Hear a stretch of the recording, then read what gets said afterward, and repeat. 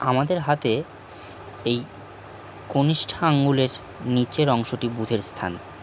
এই অংশটি যদি সুগঠিত অর্থাৎ সুন্দর এবং